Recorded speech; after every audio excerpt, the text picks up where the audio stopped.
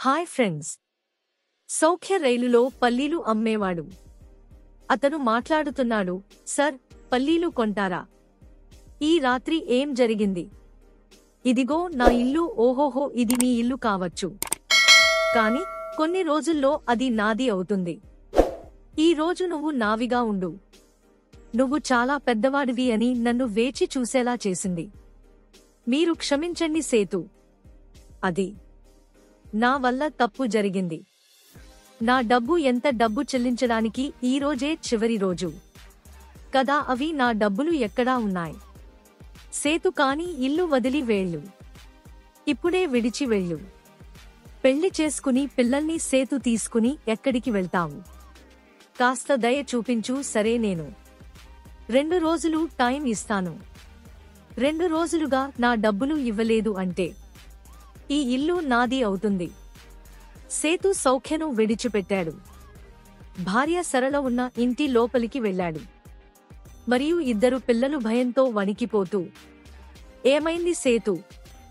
ఏమైంది అన్నాడు సేతు. అతను మమ్మల్ని ఇంటి నుండి బయటకు పంపిస్తాడా? త్వరలో. సరళ ఆరోగ్యం బాగా క్షీణించింది.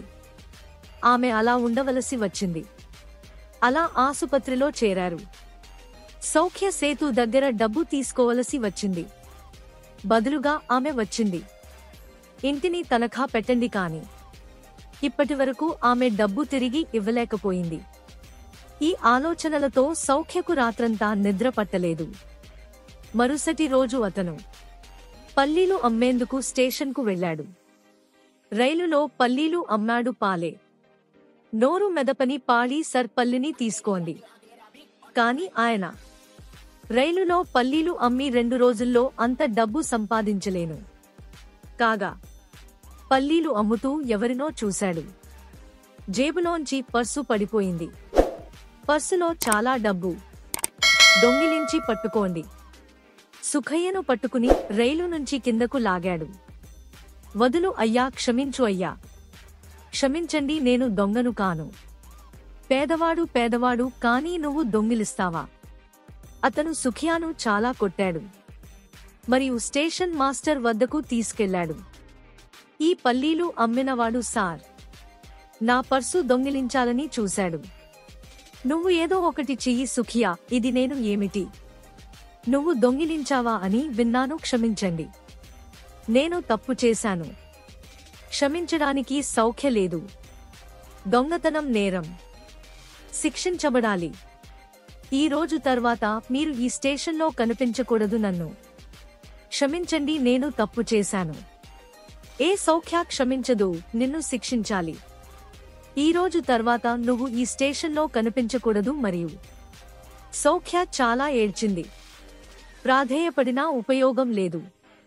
ఇంటికి వెళ్లి సరళకి అంతా చెప్పాడు. 2 పిల్లలు కూడా ఏడవడం మొదలుపెట్టాడు. నాన్న, మనం ఇంట్లో ఉండలేమా? మనం అడుక్కోవాలా? సుఖియా అతన్ని ఇంటి నుండి గెంటేసింది. చాలా ఎక్కువ. నేను ఇక వేచి ఉండలేను. వెళ్ళిపో. దూరంగా. మేము చనిపోతాము. మేము చనిపోయే వరకు మీరు వెళ్ళి, చనిపోయే వరకు మీరు భూమికి భారం. మీరు సుఖియా, అతని భార్య మరియు పిల్లలను తీసుకుని అక్కడ వదిలేశాము. నాన్న, మనం ఎక్కడ ఉంటాము?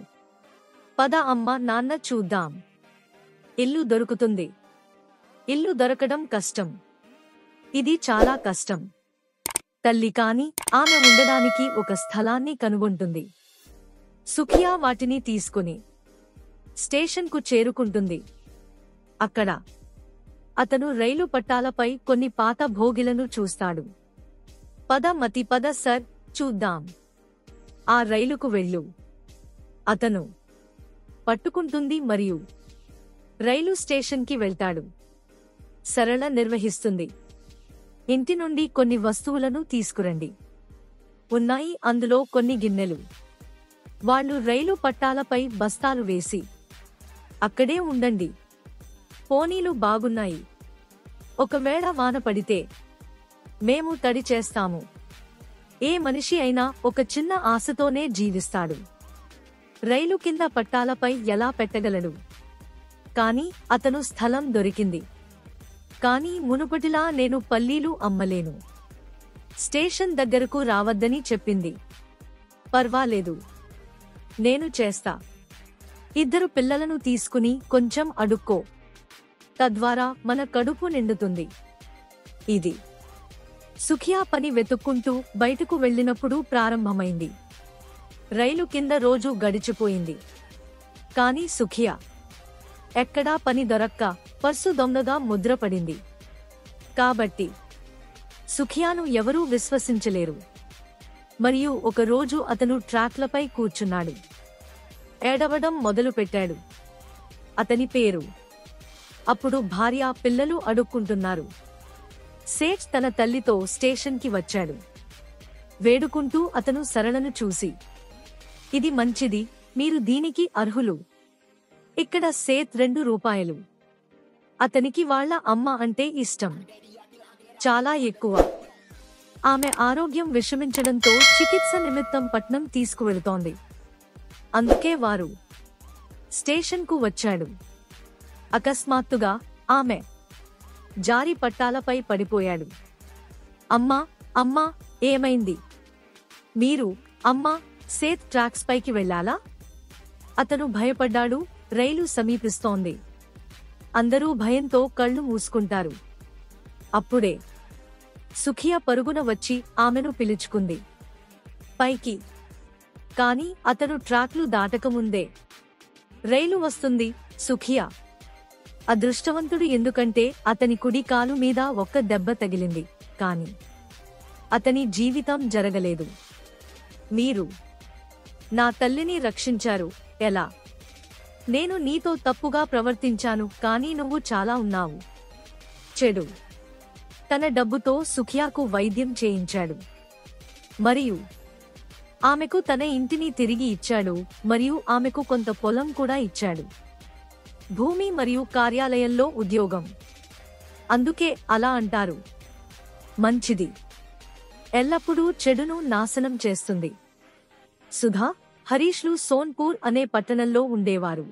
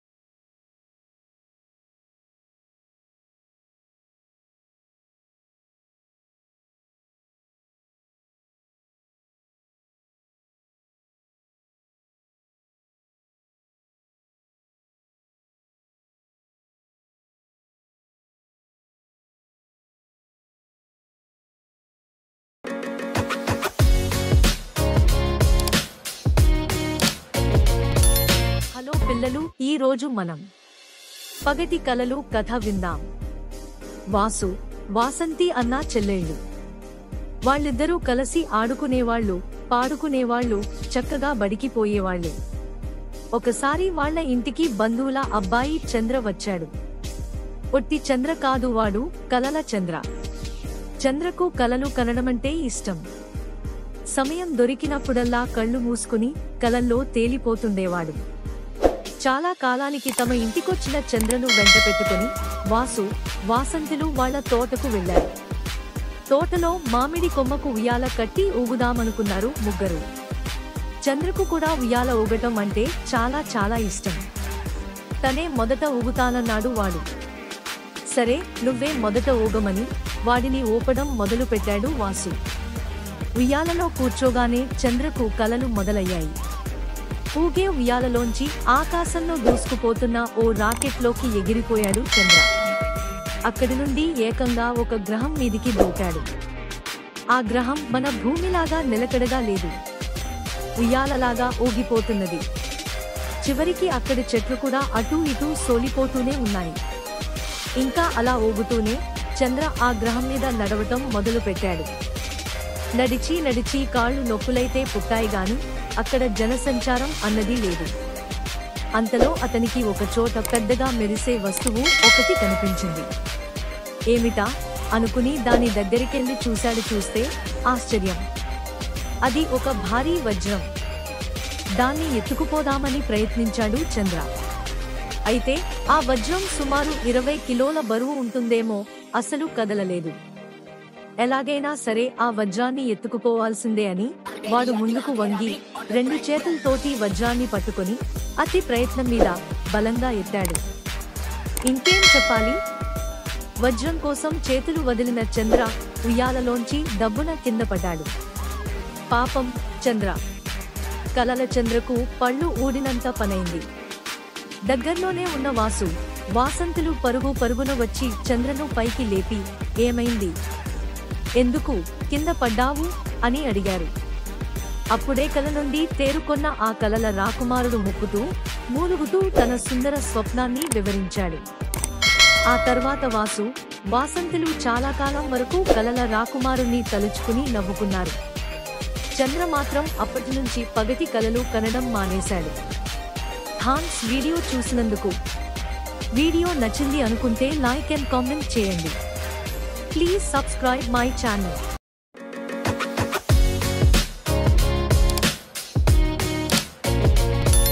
హాయ్ ఫ్రెండ్స్, మిత్రుల అడవి, శత్రువుల అడవి కథ విందాం. అనగనగా ఒక చోట మిత్రుల అడవి, శత్రువుల అడవి, ఒకప్పుడు స్నేహితుల అడవి ఉండేది. పేరుకు తగ్గట్లుగానే ఆ అడవిలో నివసించే జంతువులన్నీ స్నేహితులతో కలిసి జీవించేవి. మేక, నక్క కలిసి ఆడుకున్నాయి. మేక, నక్క కలిసి నడిచాయి. జింక, పెద్ద పులి ఒకరితో ఒకరు మాట్లాడుకున్నారు. అడవిలో వారి స్నేహం అస్సలు కనిపించదు. సమీపంలోని శత్రువుల అడవి నుండి చాలా జంతువులను కొనుగోలు చేసి పోరాడి వాటిని సంతోషపెట్టాలనుకున్న స్నేహితులు కలిసి రాలేదు. స్నేహితుల అడవిలో బెస్ట్ ఫ్రెండ్స్ అయిన పిల్లి మరియు ఎలుక ఉన్నాయి. పిల్లికి దేవుడి మీద భక్తి కొంచెం ఎక్కువ. ఆమె తినడం ప్రారంభించినప్పుడు ఆమె కళ్ళు మూసుకుని దేవుడిని ప్రార్థించిన తర్వాత తింటుంది. నక్క ధైర్యవంతుడు. ఎలాగూ తిండి దొరకదని భయపడుతోంది. వారు కలిసి తింటారు, రోజంతా తిరుగుతారు, ఆహారం సంపాదించుకుంటారు మరియు తింటారు. చెరువులో నీళ్లు తాగి చెట్టుపై కూర్చుని కథలు చెప్పుకుంటారు. రాత్రి నక్క కోపంగా మరియు అరవడం ప్రారంభిస్తుంది. నక్కకు కోపం వచ్చి అరవడం మొదలుపెట్టింది. ఆమె తింటూనే జీవనోపాధి పొందేది. చెరువులో నీళ్లు తాగుతూ చెట్టుపైన కూర్చుని విశేషాలు చెప్పేది. రాత్రి ఎలుక నిద్రపోతుంది. పిల్లి చెట్టు ఎక్కి కొమ్మల మధ్యలో పడుకునేది. ఉదయాన్నే దినచర్య మొదలైంది. ఒకరోజు పిల్లి, ఎలుక తినడం మొదలుపెట్టాయి. ఎలుకకు కడుపులో ఆహారం దొరికింది. అయితే పిల్లికి కడుపులో ఆహారం దొరకలేదు. పిల్లికి ఆకలి వేసింది. ఎలుక ఆలోచించి తిరిగి వచ్చింది. గుండె నిండా రంధ్రాలు ఉన్నాయి. పిల్లి వదలదు. దీనికి ఆమె చిన్ననాటి స్నేహితురాలు, ఓకే మిత్రమా, నేను చాలా సంతోషంగా ఉన్నాను. ఒక స్నేహితుడు నా ఆకలి తీరుస్తున్నందుకు సంతోషిస్తున్నాను. అది వినయం. నన్ను క్షమించు మిత్రమా. స్నేహంలో ఇలాంటి పరిస్థితి వస్తుందని అనుకోలేదు. ఆహారాన్ని మీ ముందు ఉంచడం మరియు ఎక్కడో వెతకడం చాలా భిన్నంగా ఉంటుంది. అదే పిల్లి. సరే, అయితే మీరు సాధారణంగా చేసే విధంగా చేయండి. అప్పుడు నన్ను ఆహారంగా తీసుకుని మీ కడుపు నింపుకో. అది ఎలుక, చాలా దయగలది. స్నేహితుడి మంచి మనసుకు పిల్లి చాలా సంతోషించింది. చాలా కాలంగా ఎలుక మిత్రుడు ఆ మాంసాన్ని తాకలేదు. స్నేహితుడి మంచి మనసుకు సంతోషంతో పిల్లి కళ్ళు మూసుకుంది మరియు దేవుణ్ణి ప్రార్థించడం ప్రారంభించాడు. కాసేపటి తర్వాత పిల్లి కళ్ళు తెరిచింది. ఎలుక ఆమె ముందుకు రాలేదు. పిల్లి ఎలుకపై అరిచింది, మిత్రమా, మీరు ఎక్కడ ఉన్నారు? పిల్లి ఎలుకపై అరిచింది. ఎలుక దూరంగా ఉన్న ఎలుక వైపు చూసింది. మిత్రుడు తనకు ద్రోహం చేశాడని ఎలుక అనుకుంది. స్నేహితుడికి కోపం వచ్చింది. నువ్వు చాలా దయగల వ్యక్తివి. ఇన్ని రోజులు నువ్వు మా స్నేహాన్ని మర్చిపోయావు. ఆకలి కోసం నీ స్నేహితుడిని వదులుకోదలుచుకోలేదు. ఇది ద్రోహం కాదా? మీరు మీ స్వభావాన్ని చూపించారు. మీ స్నేహితుడి ఆకలిని మీరు ఆనందించకూడదనుకుంటున్నారా? ఇది ద్రోహం కాదా? మీరు మీ సహజ ప్రతిభను చూపించారు. నేను నా తెలివితేటలను చూపించాను. నేను బయలుదేరుతాను, నా స్నేహితుడు. మరియు ఆమె అడవిలోకి పరిగెత్తింది. నక్క అయోమయంలో పడి తన వైపు చూస్తూ ఉండిపోయింది. కథలోని నీతి ఏమిటంటే శత్రువుతో స్నేహం ఎప్పుడూ హానికరమే. మాయగూడు కృష్ణాపురంలో రామయ్య, సోమయ్య, కనకయ్య అనే ముగ్గురు స్నేహితులు ఉండేవారు. రామయ్య తన భూమిలో వ్యవసాయం చేసేవాడు. సోమయ్య పాల వ్యాపారం చేసేవాడు. కనకయ్య దుకాణం నడిపేవాడు. ఒకరోజు ముగ్గురూ ఊరికి వెళ్లారు. అక్కడ వాళ్ల పని అయిపోయింది. తిరిగి వచ్చేసరికి తెల్లవారుజామున అయింది. నగరం నుంచి కృష్ణాపురం వెళ్లాలంటే మధ్యలో అటవీ ప్రాంతం ఉంది. ఆ అడవిలో వారు వెళ్తున్న వాహనంపై ఆగిపోయారు. వారు కొంచెం దూరం ప్రయాణించారు. మేఘాలు ఆకాశాన్ని కప్పాయి. కొద్దిసేపటి తర్వాత వాహనాన్ని ముందు పెట్టారు. కొంచెం దూరం ప్రయాణించగానే ఉరుములు మెరుపులు మొదలయ్యాయి. వాళ్లలో చిన్నపాటి భయం కనిపించింది. అడవిలో చిక్కుకుపోతామోనని భయపడ్డారు. ప్రపంచం మొత్తం నివ్వెరపోయింది. మనం అడవిలో చిక్కుకుపోవచ్చు అన్నాడు స్వామయ్య. అవును అవును, ఇంత ఆలస్యంగా ముందుకు వెళ్లడం మంచిది కాదు. వెనక్కి వెళదాం అన్నాడు కనకయ్య. చూడు, మనం ఇప్పుడు అడవి మధ్యలో ఉన్నాం. మా మధ్య దూరం ఉంది కాబట్టి మా ఊరి వైపు వెళ్లడం మంచిది అన్నాడు రామయ్య. ఇంకొంచెం ముందుకెళ్లాక జోరున వర్షం మొదలైంది. అర్ధరాత్రి అయింది. ఒకవైపు ఉరుములు మెరుపులతో కూడిన వర్షం కురిసింది. మరోవైపు బలమైన గాలి వీచింది. వాహనం భయంతో నిండిపోయింది. వాహనం పక్కనే ఉన్న కొండపై నుంచి ఒక్కసారిగా రాయి పడింది. వాహనం ముందుకు కదలలేదు. ముగ్గురూ వాహనం దిగి పక్కనే ఉన్న చెట్టువైపు పరుగులు తీశారు. నేను వారిని వెనక్కి వెళ్లమని అడిగాను. వాళ్ళు నా మాట వినలేదు. ఇప్పుడు ఏం జరిగిందో చూడండి. అవును అవును, రామయ్య వల్ల ఇరుక్కుపోయాం. చెట్టు కింద నిల్చుని వర్షం ఆగే వరకు ఎదురు చూశారు. వారు చుట్టూ చూశారు. అకస్మాత్తుగా ఆకాశం నుండి ఒక ఉరుము వచ్చింది. అది వారిని తాకింది. ఆ ఉరుము చూడగానే భయం పోయింది. ఉరుములు, మెరుపులు మరియు గాలి. అతని భయం పోయింది. ఉరుములు, మెరుపులు, వాన, గాలి అన్నీ సహజంగానే వచ్చాయి. పిడుగుపాటుకు కాకి తగులుతుందని తెలిసి వారిలో ఒకడు తిరిగి అడవికి వెళ్లిపోయాడు. అప్పుడు స్వమాయ ఇలా అన్నాడు. మనలో ఒకడు పాపం చేసి ఉండేవాడు. అతని కోసం పిడుగు వచ్చింది. ఈ చెట్టు నుండి బయటికి వెళితే అది అతనికి మాత్రమే హాని చేస్తుంది. మిగిలిన వారికి ప్రమాదం ఉండదు. లేకుంటే ముగ్గురిని కాకి పట్టుకుంటుంది. మిగిలిన ఇద్దరూ స్వామయ్య మాటలకు అంగీకరించారు. నేను ఇంతవరకు ఏ పాపం చేయలేదని నాకు తెలుసు. నేను భయపడుటలేదు. నేను వెళ్లి పిడుగుపాటుకు వస్తాను. స్వామయ్య ధైర్యంగా వెళ్లాడు. నిజంగా అతనికి ఏమీ జరగలేదు. అప్పుడు ఉరుము వచ్చింది. తాను కూడా ఏ పాపం చేయలేదని పిడుగుపాటుకు ధైర్యంగా వెళ్లాడు. ఆశ్చర్యకరంగా అతనికి ఏమీ జరగలేదు. రామయ్య మాత్రమే మిగిలాడు. ఉరుము అతనికి హాని కలిగించదని ఆమె ఖచ్చితంగా అర్థం చేసుకుంది. దెయ్యం గురించి చింతిస్తూ మెల్లగా చెట్టు దగ్గరకు వెళ్లాడు. అకస్మాత్తుగా చెట్టుపై పడి చెట్టు దగ్ధమైంది. చెట్టు మీద ప్రభువు కళ్ళు చనిపోయాయి. ఏం జరిగిందో అర్థం కావడానికి రామయ్యకు కొంత సమయం పట్టింది. భార్య మృతిని చూసి చాలా బాధపడ్డాడు. అంటూ ఏడ్చాడు. నా స్నేహితులు లేకుండా నేను ఇంటికి తిరిగి ఎలా వెళ్లగలను? నేను వారిని ఏదో చేయకుండా ఆపలేను. నేను మూల్యం చెల్లించాలి. నా ప్రాణాన్ని ఇక్కడ వదిలేస్తే కనీసం నన్ను అయినా తప్పించుకుంటాను. అతను తనను తాను శిక్షించుకున్నాడు మరియు రామయ్య కూడా అక్కడే మరణించాడు. కొంతసేపటికి రామయ్యకు పూజలు చేసే అమ్మవారు ప్రత్యక్షమయ్యారు. ఆమె తన శక్తితో ఆ ముగ్గురిని బతికించింది. రామయ్య, నువ్వు చాలా మంచి వ్యక్తివి. మీరు ఎలాంటి తప్పు చేయకుండా మీకు వీలైనంత మందికి సహాయం చేస్తారు.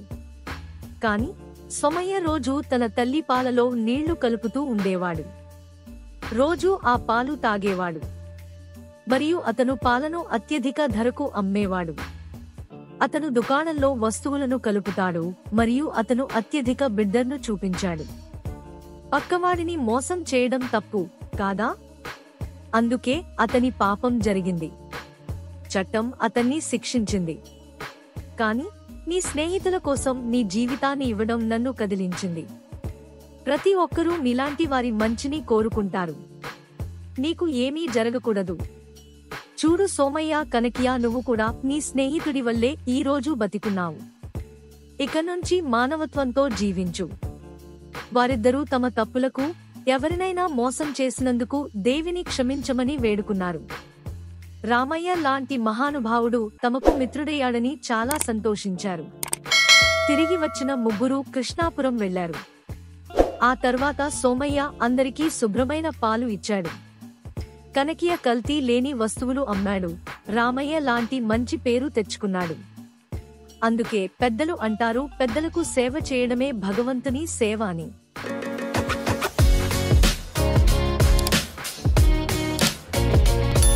హలో పిల్లలు, ఈ రోజు మనం హనుమాన్ ధైర్యం, విశ్వాసం మరియు విజయం కథ విందాం. లంకా నగరం సమీపంలో శ్రామికుల పొదరిలా కనిపించే కప్పల గుహలో హనుమాన్ తన మిత్రులతో సత్యాన్వేషణ చేశాడు. ఆ సమయంలో లంకా రాజ్యం రాక్షసుల చేతుల్లో ఉంది. రాక్షసుల రాజు రావణుడు హింసాత్మకంగా పౌరుషంతో భరించేవాడు. రాముడు తన భార్య సీతా మాతను రావణుడు అపహరించిన తర్వాత హనుమాన్ లంకాకి దూసుకెళ్లాడు. హనుమాన్ తన శక్తి, సామర్థ్యం మరియు సంకల్పంతో సీతా మాతను కనుగొనడానికి ప్రయత్నించాడు. అతనికి విమానం వంటి ఆకారం, శక్తివంతమైన చేతులు మరియు భూమికి హాని చేకూర్చకుండా ఎగిరే సామర్థ్యం ఉన్నాయి. రాక్షసులు వారి నగరంలో ఉన్నప్పుడు హనుమాన్ రావణుడి కారాగారానికి చేరుకున్నాడు. అక్కడ సీతా మాత కోపంతో కూర్చుని ఉన్నారు. అయితే ఆమె ఆశతో కూడా నిండింది. హనుమాన్ ఆమెకు రాముడి రాయి పట్టుకుని అతను ఆమె కోసం రావడానికి సన్నద్ధం అవుతున్నాడని చెప్పాడు. హనుమాన్ సీతా మాతకు ప్రోత్సాహం ఇచ్చి ఆమెకు భరోసాను కల్పించాడు. అతను ఆ సమయంలో రావణుడి రాక్షస సైన్యాన్ని వ్యతిరేకంగా ఎదుర్కోవడం జరిగింది. ఈ క్రమంలో హనుమాన్ ఆవేశంతో లంకా నగరాన్ని పూరించేటప్పుడు తన కోపం పరిమితులకు చేరుకున్నట్లు అనిపించుకుంది. రావణుడి రాక్షసులు హనుమాన్ను పట్టుకోవడానికి ప్రయత్నించగా అతను నిర్భయంగా పోరాడాడు. అతనికి అద్భుతమైన శక్తి మరియు శక్తివంతమైన రూపం ఉంది. అతను ఒక చెడ్డువెల్లు పట్టుకుని రాక్షసుల అడవిలో విసిరి లంకా నగరాన్ని ఏపుగా పట్టుకున్నాడు. హనుమాన్ విజయం సాధించాడు మరియు సీతా మాతకు తన మాటలు రాముడికి చేరవేస్తానని భరోసా ఇచ్చాడు. అతను తన స్నేహితులకు చేరుకుని రాముడి వైపు తిరిగి వచ్చి సీతామాతను కాపాడటానికి ప్రణాళికను రూపొందించాడు. హనుమాన్ తన ధైర్యం, విశ్వాసం మరియు నిబద్ధతతో రావణుడిని ఎదుర్కొని రాముడి పదంలో ఉంటాడని నిర్ధారించాడు. ఈ కథను పిల్లలు వినడం ద్వారా ధైర్యం, విశ్వాసం మరియు నిబద్ధత వంటి సూత్రాలను నేర్చుకుంటారు. రాముడికి తిరిగి వచ్చిన తర్వాత హనుమాన్ తన సాహసాల గురించి చెప్పాడు. అతను సీతామాతను కనుగొన్నట్లు చెప్పడంతో రాముడు మరియు లక్ష్మణుడు ఆనందంతో నిండిపోయారు. హనుమాన్ తెలిపిన సమాచారం ఆధారంగా రాముడు, లక్ష్మణుడు మరియు వానర సైన్యం లంకా వైపు కదిలారు. లంకా సమీపంలో రాముడు వానర సైన్యంతో కలిసి రావణుడి రాక్షస సైన్యానికి ఎదురీత చేశారు. ఇంతలో హనుమాన్ తన అద్భుతమైన శక్తి, నైపుణ్యం మరియు ధైర్యంతో సైన్యం ముందుకు నడిపించాడు. అతను వానర సైన్యాన్ని ప్రోత్సహిస్తూ రావణుడి రాక్షస సైన్యాన్ని ఎదుర్కొనడం కోసం ప్రేరేపించాడు. లంకా యుద్ధం తీవ్రంగా సాగింది. హనుమాన్ తన శక్తి, వేగం మరియు నైపుణ్యం ద్వారా రాక్షసులను త్రుటిలో త్రొక్కాడు. అతని శరీరం ఎంత బలంగా ఉన్నప్పటికీ అతని హృదయం సీతా మాతకు ప్రేమతో నిండిపోయింది. హనుమాన్ తన శక్తిని ఉపయోగించి రాముడు, లక్ష్మణుడు మరియు వానర సైన్యానికి సమర్థనను అందించాడు. ఇంతలో రావణుడు తన పాపపు ఆలోచనలను మరింత ఉద్దీపితం చేశాడు. అతను హనుమాన్ని వేటాడడానికి తన రాక్షస సైన్యాన్ని పంపించాడు. కాని హనుమాన్ తన అమిత శక్తితో ఆ సైన్యాన్ని ఓడించి లంకా నగరాన్ని సంపూర్ణంగా ధ్వంసం చేశాడు. అతని విధ్వంసం రావణుడికి భయాన్ని కలిగించింది. హనుమాన్ యొక్క సహాయంతో రాముడు రావణుడి దుర్బలతలను కనుగొని అతని రాక్షస రాజ్యాన్ని ఓడించాడు. రాముడు సీతామాతను రక్షించి ఆమెను తనతో తీసుకెళ్లాడు. ఈ విజయంతో హనుమాన్ యొక్క ధైర్యం, విశ్వాసం మరియు నిబద్ధత లంకా నగరంలో ఒక అద్భుత కథగా మారింది. హనుమాన్ ధైర్యం మరియు ప్రేమకు ఒక చిహ్నంగా నిలిచాడు. అతను తన స్నేహితులను కాపాడే విధంగా వారికి ప్రేరణను అందించాడు.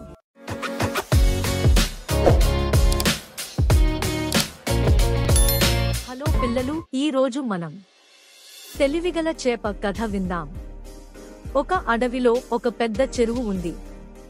దానిలో చాలా చేపలు ఎంతో కాలంగా నివాసముంటున్నాయి. ఆ చెరువు అడవి లోపల ఎక్కడో ఉండటం వల్ల చేపలకు శత్రువులు లేకుండా హాయిగా ఉండేవి. ఒకరోజు ఆ అడవి మీదుగా ఎగురుతున్న కొంగకి ఆ చెరువు కనిపించింది.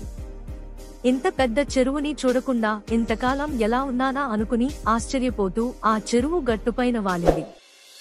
దానికి చెరువులో చాలా చేపలు కనిపించాయి.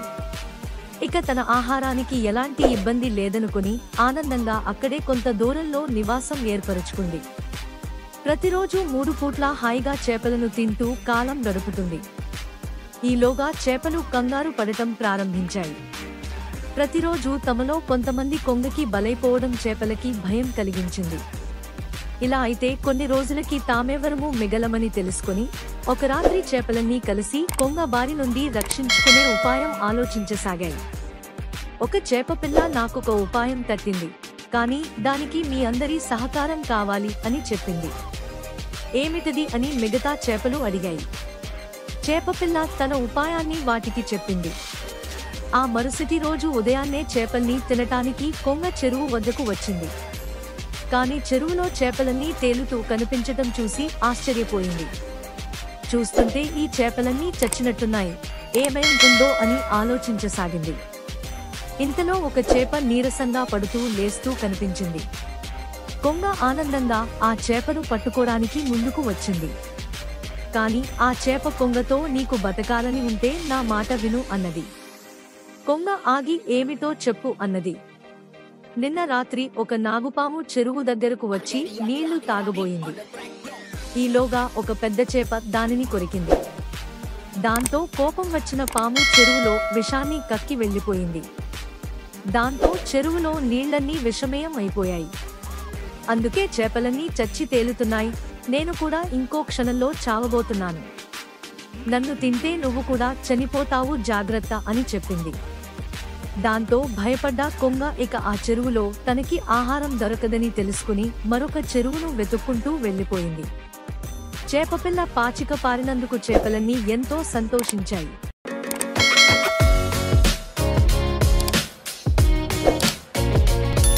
హాయ్ పిల్లలు, ఈ రోజు మనం ప్రతిఫలం కథ విందాం. అనగనగా ఒక రాజు ఉండేవాడు. ఆయన ప్రజలను కన్నబిడ్డల్లా చూసేవాడు. కాని ఆ రాజ్యంలో ప్రజలు ఎక్కువ మంది సోమరులుగా తయారయ్యారు. కనీసం వారి పనిని కూడా వారు చేసుకునేవారు కాదు. చిన్న చిన్న పనులను కూడా రాజుగారి భటులే చేయాలనుకోనేవారు. ఎవరికి వారు మనకెందుకులే అనుకునేవారు. వాళ్లకు గుణపాఠం నేర్పాలని రాజు ఆ నగరంలో 4 రోడ్ల కూడలిలో ఒక పెద్ద రాయిని రాత్రికి రాత్రి పెట్టించాడు. మర్నాడు ఉదయం ఒక వ్యాపారి తన మిత్రుడితో కలిసి బండి మీద వెళుతున్నాడు. ఆ 4 రోడ్ల కూడలిలో రాయి ఉండటం చేత బండి అతి కష్టం మీద రాతిని ఆనుకుని మలుపు తిరిగింది. బండివాడి చేత ఆ రాయిని పక్కకు నెట్టించకపోయావా అన్నాడు మిత్రుడు. నాకేం పని, అది ప్రభుత్వం వారు చూసుకోవాలి అని సమాధానం చెప్పాడు వ్యాపారి. ఇంతలో ఒక గుడ్డపు రౌతు ఆ రాయిని దాటుతుండగా గుడ్డం కాలుకు దెబ్బ తగిలింది. రౌతు రాజుగారిని తిడుతూ గుడ్డాన్ని ముందుకు నడిపించుకుంటూ వెళ్లాడు. కొంతసేపటికి ఒక రైతు భుజం మీద నాగలితో అక్కడికి వచ్చాడు. దారికి అడ్డంగా ఉన్న రాయిని చూసి నాగలి దించి దాన్ని పక్కకు నెట్టడానికి ప్రయత్నించాడు. కాని అది జరగలేదు. సాయంగా ఆ వెళ్తున్న మరొక వ్యక్తిని పిలిచాడు. అతడు, నేను గురువును, కూలి పనివానిని కాదు. అయినా నేను బుద్ధిబలం చూపిస్తాగాని భుజబలం చూపించను అంటూ ముందుకు వెళ్లిపోయాడు. ఎవరిని పిలిచినా ఇంతేనని ఎలాగైనా ఆ రాతిని పక్కకు దోర్లించాలని నడుం బిగించి పూర్తి నమ్మకంతో అతి కష్టం మీద రాయిని ఓ మూలకు దొర్లించాడు. ఆ రాయి కింద డబ్బు సంచి దొరికింది. ఆశ్చర్యంతో మూట విప్పి చూశాడు రైతు. అందులో రాయిని తొలగించిన వారికి రాజుగారి బహుమతి అని ఉత్తరం కూడా ఉంది. రైతు ఎంతో ఆనందించాడు. ఈ వార్త ఈ నోటా దేశం అంతా వ్యాపించింది. రాజ్యంలోని ప్రతి వ్యక్తి తన వంతుగా సహాయ సహకారాలు అందజేయటం మొదలుపెట్టారు. కొంతకాలం గడిచేసరికి ఎవరి పని వాళ్ళు చేసుకోవటంలో తృప్తి ఏమిటో వాళ్లకు తెలిసింది.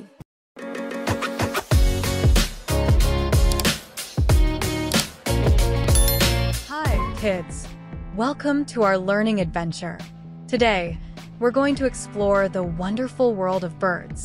Birds are amazing creatures with feathers, wings, and beaks. Let's meet some different kinds of birds and learn what makes them special. Are you ready? Let's Look go. at those tiny birds hopping around. These are sparrows. Sparrows are small, brown birds that love to chirp and tweet. You can often see them in parks and gardens. Sparrows are really good at flying and finding food. Can you hear their cheerful songs? Tweet, Now tweet. let's visit a pond. Do you see those big, beautiful birds gliding on the water? Those are swans. Swans have long necks and graceful wings. They are known for their white feathers and elegant swimming. Swans like to eat water plants and sometimes And fish. over here are ducks. Ducks are playful birds that also enjoy swimming. They have colorful feathers and they love to quack. Ducks eat a variety of things like plants, insects, and small fish. Look at them diving Let's underwater. go up high in the sky. Do you see those large birds soaring above? Those are eagles and hawks. Eagles and hawks are birds of prey, which means they hunt for food. They have sharp beaks and strong talons to catch their prey. Eagles are known for their incredible eyesight. They can spot food from high in the sky. These birds are powerful and majestic. They often build their nests in tall trees or on cliffs. Now, let's visit a tropical rainforest. Look at all these bright colors.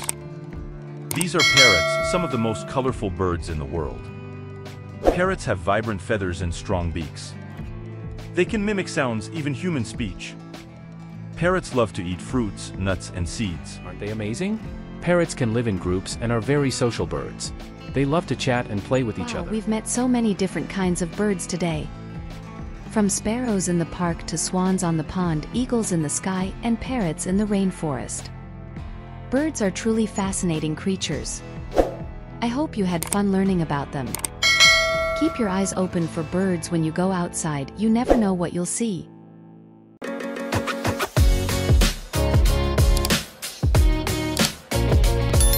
Hello friends, ఈ రోజు మనం పేద రైతు మహాదేవ్ కథ విందాం. ఈలూరు అనే గ్రామంలో రాము అనే వ్యక్తి పొలాల్లో కష్టపడి పనిచేసేవాడు. అతను ఆ స్వామికి గొప్ప భక్తుడు. అతను ప్రతిరోజు తన నామాన్ని జపించేవాడు. రాముడు పూజ ముగించి కూర్చునేవాడు. అప్పుడు అతని కొడుకు లఖన్ అక్కడికి వచ్చేవాడు. నాన్న, నువ్వు రోజు మెడిటేషన్ చేస్తూ ఎందుకు కూర్చుంటావు? కుమారుడా, ఆయనే మన దేవుడు, ఆయనే అన్నిటికీ ప్రభువు కదా. అలాంటప్పుడు ఆయనకు పూజ ఎందుకు చేస్తున్నారు? మీరు చాలా మంచి ప్రశ్న అడిగారు కదా. అలాంటప్పుడు ఆయనకు పూజ ఎందుకు చేస్తున్నారు? అతను భగవంతుడు శంకర్కి చాలా పేర్లు ఉన్నాయి. కొందరు అతన్ని మహాదేవ్ అని పిలుస్తారు, కొందరు అతన్ని నీలకంత్రి అని పిలుస్తారు, కొందరు అతన్ని నటరాజ్ అని పిలుస్తారు. అతని ప్రశాంతమైన రూపాన్ని చూసి భక్తులు అతన్ని భోలేనాథ్ అని పిలుస్తారా? అలాంటప్పుడు ఆయనకు పూజ ఎందుకు చేస్తారు? ప్రతి ఒక్కరికి వారి స్వంత కారణాలు ఉంటాయి. కొందరు ప్రేమతో చేస్తారు, కొందరు తమ దుఃఖాన్ని తగ్గించుకోవడానికి ఇలా చేస్తారు. ప్రతి ఒక్కరికి వారి స్వంత కారణాలు ఉంటాయి. మరి అలా ఎందుకు చేస్తారు? ఆయన భక్తులలో నేనొక చిన్న భక్తుడిని మాత్రమే. ప్రేమతో, భక్తితో పూజ చేస్తాను మరియు నేను అతనిని ఎంతగా ప్రేమిస్తున్నానో చెప్పాలా? నేను కూడా అతనికి చెప్పాలనుకుంటున్నాను. నేను అతనిని ఎంతగా ప్రేమిస్తున్నానో చెప్పాలనుకుంటున్నాను. సీతా లఖన్ రాముని మాటలు విని కొడుకు లఖన్ ఈ విషయం అతనికి చెప్పాలనుకుంటే అతను వస్తాడు అని చెప్పింది. అతను ఈ విషయాన్ని నందికి చెప్పాలి. ఈ విషయం నందికి ఎందుకు చెప్పాలి? ఎందుకంటే దేవుడు అందరికంటే ముందుగా నంది మాటలు వింటాడు. ఓకే, అయితే ఆ పని చేస్తాను అని చెప్పి లఖన్ అక్కడి నుంచి వెళ్ళిపోతాడు. హహహా, నువ్వు సీతను చూస్తున్నావు. అబ్బాయి చాలా వేగంగా పెరుగుతున్నాడు. ఇలా లఖన్ పై దయ చూపితే చాలు. సరేనండి, ఈరోజు నీకు పొలంలో చాలా పని ఉందని చెప్పారు. అవును, అతను చెప్పింది నిజమే. మీ ఇద్దరినీ సాయంత్రం కలుస్తాను. సరే, భగవంతుని మీద భక్తితో పొలంలో కష్టపడి 2 పూటలా భోజనం చేస్తే రాముడి ఇంట్లో అందరూ సంతోషంగా ఉంటారు. కాని జీవిత చక్రం ఎప్పుడూ ఒకేలా ఉండదు. 8 ఏళ్లు గడిచిపోతాయి. లఖన్కు 14 ఏళ్లు ఉంటాయి. రాముని ఆరోగ్యం పూర్తిగా పాడైపోతుంది. ఈ సంవత్సరం మనం ఏమి చేయాలి? నీ ఆరోగ్యం అస్సలు బాగోలేదు. మా ఇద్దరి విత్తనాలు కూడా పాతవి అయిపోయాయి. కొత్త విత్తనాలు కొనేందుకు డబ్బులు లేవు. నీ ఆరోగ్యం కూడా బాగోలేదు. తండ్రి, ఇప్పుడు మనం ఏమి చేయాలి? దీనికి పరిష్కారం లేదా? ప్రశాంతంగా ఉండు కొడుకు, నువ్వు చింతించకు. నేను చింతించకుండా ఎలా ఉండగలను? మీరు ఇలా అస్వస్థతతో ఉన్నారు. మీరు చింతిస్తే అది అక్కడే ఉంటుంది. ఇంత ప్రశాంతంగా ఎలా ఉన్నావు నాన్నా? అది కూడా ఈ కష్టకాలంలో. కొడుకు, నువ్వు ఎప్పుడూ ఒక విషయం గుర్తుంచుకోవాలి. ఏ సమస్య వచ్చినా మన తెలివితేటలను కోల్పోకూడదు. మన తెలివితేటలు కోల్పోతే సమస్యకు పరిష్కారం కనుగొనడం చాలా కష్టం. కాబట్టి మనం ఇప్పుడు ఏమి చేయాలి? అది నువ్వు నాకు చెప్పు. ఈ పరిస్థితిలో నేను ఈ పరిష్కారాన్ని చూపించలేను. లఖన్ ఇంకా చాలా చిన్నవాడు. ఇప్పుడు నేను ప్రార్థన మాత్రమే చేయగలను. దేవుడు ఏదో ఇస్తాడు. దేవుడు వారికి మార్గాన్ని చూపిస్తాడు. లఖన్ తన తండ్రి భక్తిని చూసి భావోద్వేగానికి భక్తుడవుతాడు. అతను గుర్తుంచుకుంటాడు. చిన్నప్పుడు అమ్మ చెప్పిన మాటలు గుర్తుంటాయి. భోజనం అయిపోగానే లఖన్ గుడికి వెళ్తాడు. దేవుడా, మీ ప్రేమ గురించి నాన్నగారికి చెప్పడానికి వచ్చాను. అయితే ఈ కష్టకాలంలో ఎలా ఉండాలో అడగడానికి వచ్చాను. నాకు ఏదో ఒక మార్గం చూపండి. లఖన్, ఏమైంది? మీరు చాలా ఆందోళనగా కనిపిస్తున్నారు. ఏమీ లేదు పూజారి. నాన్నగారి ఆరోగ్యం బాగోలేదు. అందుకే దేవుడి సహాయం కోసం ఇక్కడికి వచ్చాను. ఆయన గొప్ప వ్యక్తి. ఆయన అనుగ్రహం భక్తులపై ఎప్పుడూ ఉంటుంది. మీరు చింతించకండి. మీరు అతనిని ప్రార్థించకపోయినా దేవుడు మీకు ఎల్లప్పుడూ సహాయం చేస్తాడు. దేవుడిని కూడా ప్రార్థిస్తాను. అతను మీకు వీలైనంత త్వరగా ఒక మార్గం చూపిస్తాడు. సరే పూజారి, నేను ఇప్పుడు బయలుదేరుతాను. లఖన్ పూజారి మాట విని ప్రశాంతంగా ఉంటాడు. అతను ఇంటికి వెళ్తాడు. తలపెట్టి నిలబడిన భక్తుడిని చూస్తాడు. ఏం జరిగింది? ఏమైనా సమస్య ఉందా? ఏమీ ఇబ్బంది లేదు. కానీ నా స్నేహితుడు నీళ్లు తాగడం లేదు. ఎండ వల్ల బాగా అలసిపోయాడు.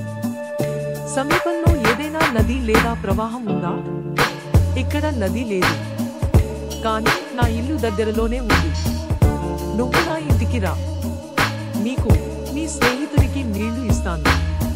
కానీ మీరు ఇబ్బందుల్లో పడతారు. ఏమీ ఇబ్బంది లేదు. నేను ఇంకేదో ఆలోచిస్తాను. ఆలోచించడానికి ఏముంది? బాబా, ఆలోచించవలసినదేముంది? నా ఇల్లు దగ్గరలో ఉంది. మీ స్నేహితుడు దాహంతో ఉన్నాడు. నాతో రండి, నేను మీకు చెప్తాను. మీరు చాలా బాగా మాట్లాడుతున్నారు బాబు. నీలాంటి కొడుకు పుట్టినందుకు నీ తల్లిదండ్రులు సంతోషిస్తారు.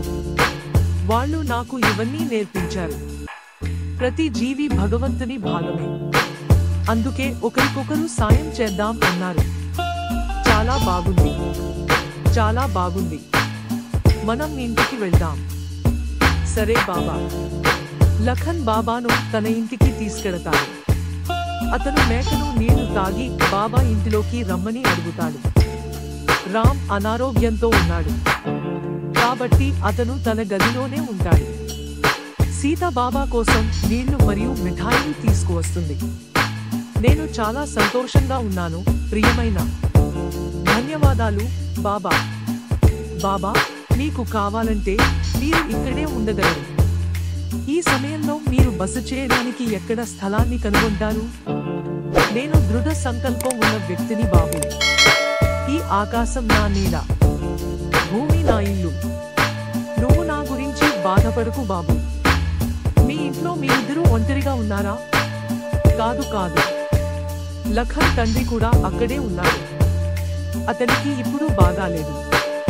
తన గదిలో విశ్రాంతి తీసుకుంటున్నాడు. లఖన్ సంస్కృతిని చూసి అతని తల్లిదండ్రులను కలవాలనే ఆలోచన వచ్చింది. అందుకే ఇక్కడికి వచ్చాను. రండి బాబా, నేను నిన్ను నీ తండ్రి దగ్గరికి తీసుకెళ్తాను. ఎవరు వచ్చారు సీత? కొందరు సన్యాసి. అతను మిమ్మల్ని కలవాలనుకుంటున్నాడు. నమస్కారం బాబా. సంతోషంగా ఉండండి ప్రియమైన. బాబాను చూడగానే రాముడు ఒళ్ళు జలధరిస్తాడు. అతను బాబా ముఖంలో సరళమైన చిరునవ్వు చూస్తాడు. ఏమీ జరిగింది ప్రియమైన? ఎందుకు ఏడుస్తున్నావు? ఏమీ లేదు సీత. ఏమైంది నాన్న? ఎందుకు ఏడుస్తున్నావు? నాకు తెలియదు కొడుకు, కానీ మీరు నా కోసం చాలా కాలంగా ఎదురు చూస్తున్నారని నాకు అనిపిస్తుంది. నీ కోసం చాలా కాలంగా ఎదురు చూస్తున్నాను. నేను ఇప్పుడు సెలవు తీసుకుంటాను. మీరు నాకు చాలా సేవ చేశారు. మీరు నా ఇంటిని సంతోషకరమైన ప్రదేశంగా చేశారు. మళ్ళీ రావాలనుకుంటే ఇక్కడికి రావచ్చు. నమస్కారాలు నాన్న. సీత మరియు లఖన్ నుండి మరియు రాముని నుండి ఆశీర్వాదం తీసుకుంటారు. బాబా అక్కడి నుండి వెళ్ళిపోతారు. లఖన్ మరుసటి రోజు మిమ్మల్ని చూస్తారు. అక్కడ బాబా ఇల్లు ఉంటుంది. అమ్మ నాన్న, ఏమైంది కొడుకు? బాబా తన స్నేహితుడిని ఇక్కడ మరచిపోయాడు. ఈ ఇంటిని తనతో ఎందుకు తీసుకెళ్లలేదు? బాబా ఈ విషయాన్ని మరచిపోయారని నేననుకోను. మీరు అతన్ని స్నేహితుడు అని పిలిచారు కాదా? ఒక పని చేద్దాం, దీన్ని చూసుకుందాం. అతను తిరిగి వస్తే అతని స్నేహితుడికి అప్పగిస్తాం. నువ్వు చెప్పినట్లే చేస్తాం నాన్న. సీత, బాబా ఇక్కడికి వచ్చినప్పటి నుండి నా ఆరోగ్యం క్షీణించింది. నాకు కొంచెం నొప్పిగా ఉంది. పొలం పనులు చేయలేను. అయితే నేను వెళ్ళి మా ఇద్దరి పొలాలు చూస్తాను. నేను కూడా వస్తాను నాన్న. మీరిద్దరూ వెళ్ళి రండి. ఈలోగా వంట చేస్తాను. రామ్, లఖన్ పొలాలకు వెళ్తారు. ముసలి మేకలు రెండూ కదలవు. రామ్ కూడా బాగా అలసిపోతాడు. ఇంతలో బాబాతో వచ్చిన మేక అక్కడికి వస్తుంది. లఖన్ రామ్ దగ్గరకు పరిగెత్తుతాడు.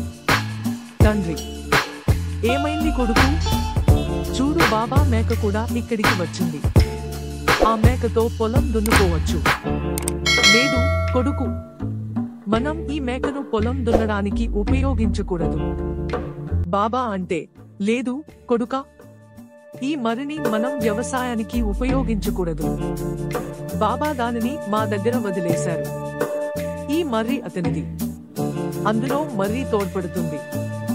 ఇప్పుడు కూడా చెబుతున్నా నాన్న, మీరు ఒకసారి ప్రయత్నించండి. మీరు అలా చేయకూడదనుకుంటే మేము దానిని వదిలివేస్తాము. సరే కొడుక.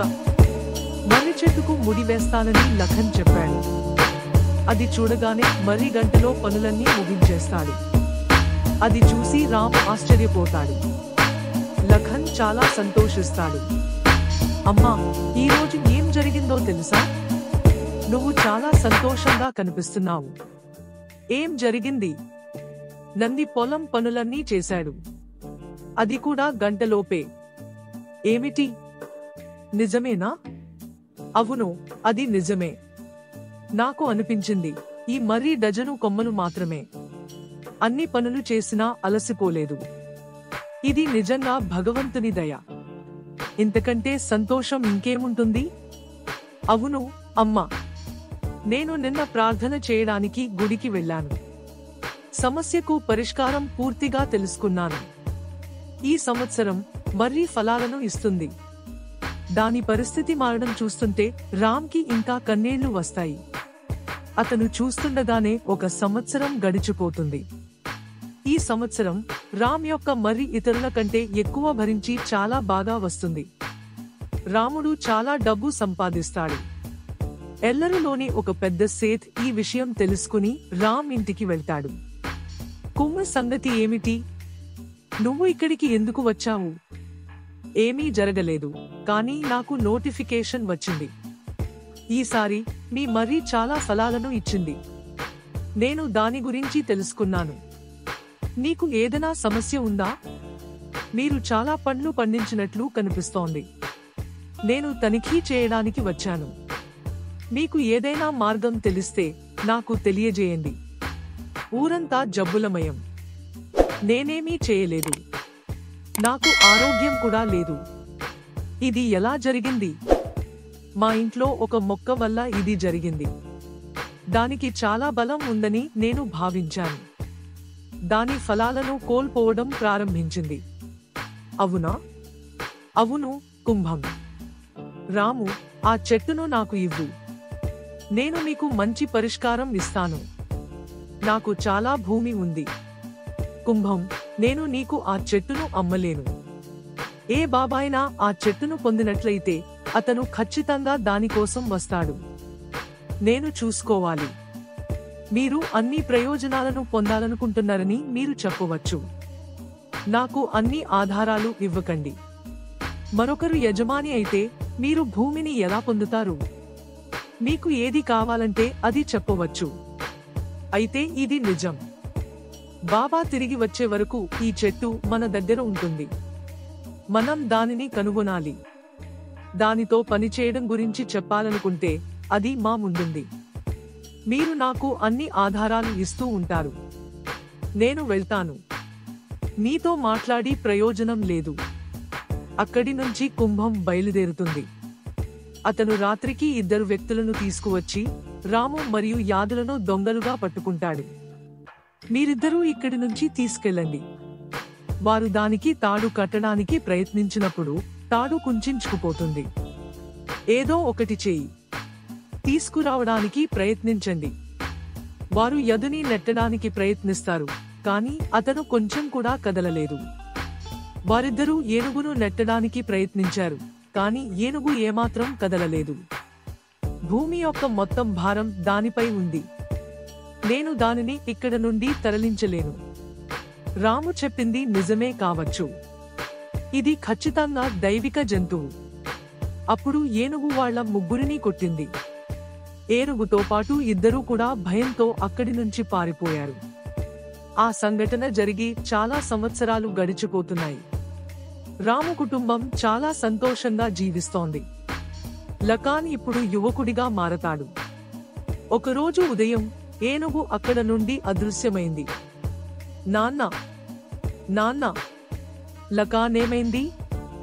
మా నంది ఎక్కడికో వెళ్ళిపోయింది. నేను ప్రతి చోటా చూశాను. నేను అతనిని కనుగొనలేకపోయాను. ఇప్పుడు మనం బాబాను ఎలా ఎదుర్కోగలం? మీకు ఇంకా అర్థం కాలేదని అనుకుంటున్నాను. బాబా నందిని మాతో విడిచిపెట్టారు. ఇప్పుడు మీరు యువకుడిగా మారారు. మీరు కష్టపడి పనిచేయాలి. కానీ నాన్న, బాబూ, భగవంతుడు తన భక్తులపై ఎప్పుడూ ఓ కన్నేసి ఉంచుతాడు. ఎవరు తన భక్తుడు కానప్పటికీ అతను విచారంగా ఉంటే అతను పెద్దగా ఆలోచించడు. ఆ రోజు అతను వెళ్ళడానికి సమయం లేదు. అందుకే మాతో ఉన్నాడు. అయితే ఇప్పుడు ఆయన వెళ్లాల్సిన సమయం వచ్చింది. అందుకే వెళ్ళిపోయాడు. రాముకి ఇంకా లకన్ తలపై తాకినట్లు అనిపిస్తుంది. దేవుడు వారిని ఆశీర్వదించినట్లు అనిపిస్తుంది. ఇద్దరూ కన్నీళ్లతో నిండిపోయారు. చేతులు జోడించి దేవుడిని ప్రార్థిస్తారు.